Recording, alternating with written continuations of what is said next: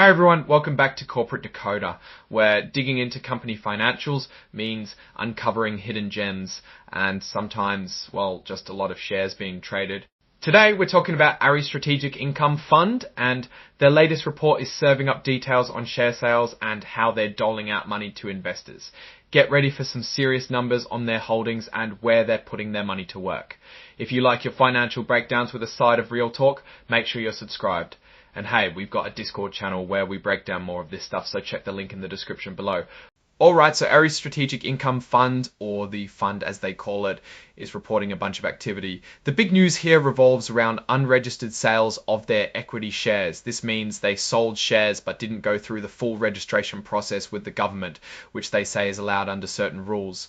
They sold over 24 million Class I shares, raking in a hefty $663 million. Now, the price for these shares was based on their net asset value, or NAV, from July of that year. Think of NAV as the per share value of everything the fund owns, minus its debts. It gives you a picture of the underlying worth of the fund's assets.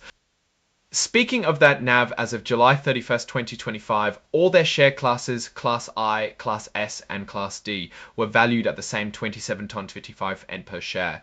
It sounds pretty stable across the board, right? By the end of July 2025, the whole fund was worth a massive $8.7 billion in terms of its net asset value. They also had about $17.6 billion in investments they considered valuable and a good chunk of debt, around $8 billion.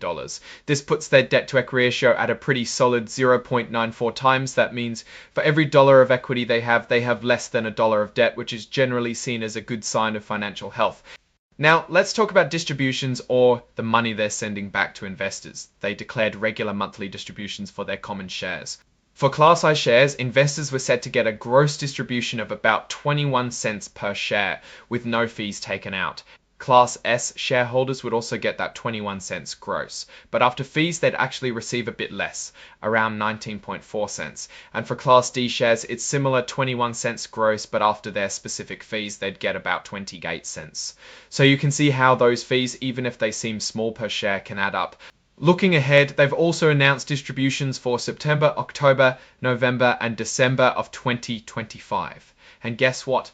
The gross distribution amount for all share classes is staying steady at that 21.43 cents per share.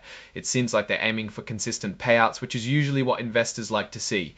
These are scheduled to be paid out in cash or reinvested back into buying more shares. If you're part of their reinvestment plan, let's dive into what they actually own. As of July 31st, 2025, the fund had investments in a staggering 786 different companies with a total value of about $17.6 billion. A big chunk of their investments, 83.8%, were in first lien senior secured loans. Think of these as the safest loans that a company can give out, where the lender gets paid back first if the borrower runs into trouble. That's a huge concentration in a traditionally lower risk investment. Other significant holdings include collateralized loan obligations, which are complex packages of loans, and then smaller pieces in preferred and other equity. Overall, it looks like they're heavily weighted towards debt instruments, especially secured loans.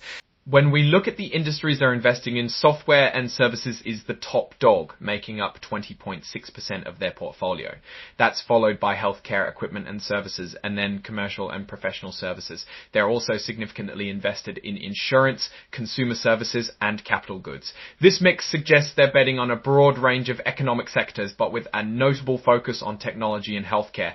Scroll registered offering Tepta Class R Scroll. The report also touches on their ongoing offering of shares, where they aim to sell up to $15 billion worth of common shares. As of the filing date, they had already issued nearly 97.6 million Class I shares from this registered offering, bringing in about $2.67 billion. Scroll private placements as Class was gross. Then there are the private placements. Here they've sold a massive 182.7 million Class I shares, raising nearly $5 billion. Interestingly, there are no Class S or Class D shares listed under these private placements. When you add it all up, including both the public offering and private deals, they've issued over 349 million shares, pulling in a total of more than $9.5 billion. Remember, this doesn't include shares issued through their distribution reinvestment plan. So the actual number of shares out there is even higher. They're actively selling shares, and it looks like they plan to keep doing so every month, both publicly and privately. And that wraps up our look at this filing. we saw a significant amount of Class I shares being sold, both in registered and private offerings. The fund maintains a consistent net asset value across its classes.